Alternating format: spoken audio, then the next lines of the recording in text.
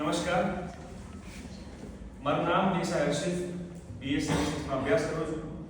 આજનો મારો ગુરુનો વિષય છે સ્વામી વિવેકાનંદના ચરિત્ર પર. ઉઠો, જાગો અને દેહ પ્રાપ્તિ સુધી મંડ્યા રહો. ક્યાંથી ઉઠવાની વાત થાય? 24 કલાકમાં જે 8 કલાકની જે જરૂરી ઊંઘ છે એમાંથી ઉઠવાની વાત થાય છે કે પછી આ બે આંખોથી જાગવાની વાત થાય?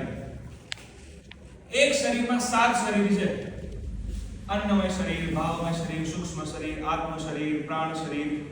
એવા 7 અલગ અલગ શરીરમાંથી જે પાંચમું શરીર છે આત્મિક શરીર કે જ્યાંથી માણસની ચેતનાના મૂળ એ જોડાયેલા છે. આપણે જેને કોન્શિયસનેસ કહીએ છીએ, એ પાંચમા શરીરથી ઉઠવાની વાત વિવેકાનંદ આપણને કરે છે. ચેતનાના સ્તર ઉપર ઉઠવું એ શું છે? કઈ રીતે ઉઠી શકાય? આપણે ક્યારે એવો વિચાર કર્યો કે નરેન્દ્રનાથમાંથી સ્વામી વિવેકાનંદ બનવાની યાત્રા, એમાં જે સૌથી મહત્વની ઉર્જા છે એ શું છે? કેમ કે ગૌતમ બુદ્ધ અને મહાવીર સ્વામીને આપણે ભગવાન બનાવીને પોતાનાથી દૂર કરી દીધા. એ તો ભગવાન છે એટલે એમના માર્ગ પર ના ચાલી શકીએ, બચાવ પ્રવૃત્તિથી આપણે પોતાની જાતને અલગ કરી દીધી અને એમના માર્ગ પર ચાલવાથી બચવા માટેની એક પ્રવૃત્તિ હતી. વિવેકાનંદમાં આપણે ન કરી શકીએ. સાચી શ્રદ્ધાંજલિ વિવેકાનંદની શું છે?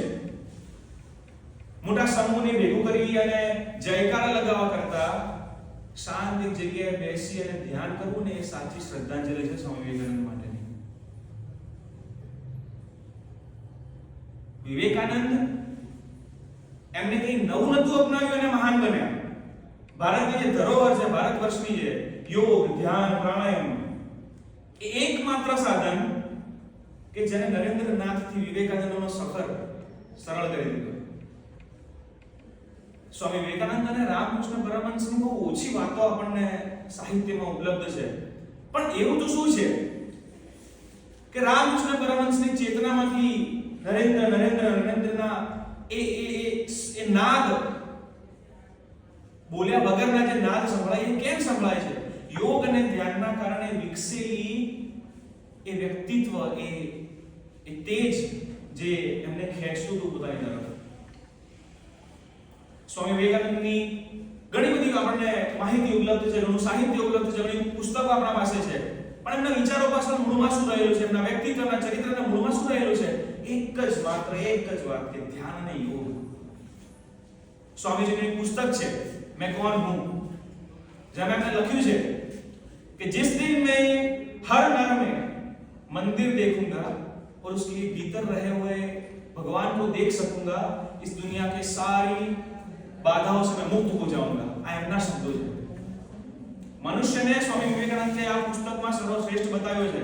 પ્રાણીઓથી, પશુથી, દેવતાઓથી પણ શ્રેષ્ઠ જો કોઈ હોય તો એ મનુષ્ય છે. કેમ કે જ્ઞાન પ્રાપ્ત કરવા માટે મનુષ્ય શરીરમાં અવતરિત થવું જરૂરી છે.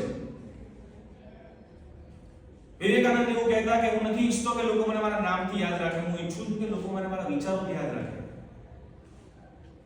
એમને કીધું હતું કે સામાન્યથી લઈ અને અસામાન્ય સુધી જવાની જે એકમાત્ર માર્ગ છે એ છે કોન્સન્ટ્રેશન, સ્થિરતા, એકાગ્રતા. આપણા અંદર રહેલી એ ચમત્કારિક શક્તિઓને જાગૃત કરવાનો એક માર્ગ એકાગ્રતા, જે ધ્યાન દ્વારા તમે પ્રાપ્ત કરી શકો છો. મોંક એઝ અ મેન શંકરની એક બુક છે, જેમાં આપણે વિવેકાનંદ વિશે ઘણા એવા કિસ્સા ગયા છે કે જે આપણને જાહેર જગતમાં નથી મળતા. એમાં એક કિસ્સો, વિવેકાનંદની શૈલી, કોઈ પણ વાત કહેવાની એક શૈલી એમની બહુ તટસ્થ હતી.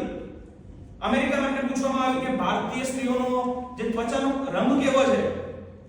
વિવેકાનંદનો જવાબ કે દૂધની અંદર લોહીનું એક ટીપું પાડીએ અને જે રંગ નીકળે ને એ ભારતની સ્ત્રીનો ત્વચાનો રંગ છે. દૂધ માતૃત્વનું પ્રતીક અને લોહી એ વીરતાનું પ્રતીક. કેટલી સરસ એ શૈલી છે, એ વ્યક્તિત્વ છે.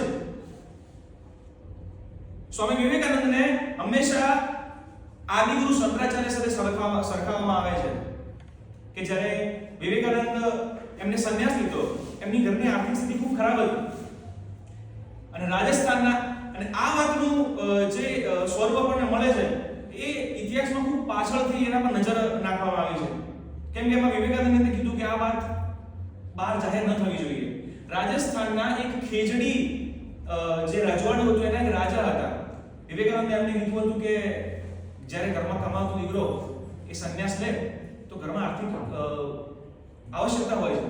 તો એ રાજાએ જીવન દરમિયાન દર મહિનાની પહેલી તારીખે એમની માતાને ત્યાં અમુક રકમ મોકલી હતી. અને વિવેકાનંદ એ સંન્યાસ સુખદ રીતે જીવી શક્યા.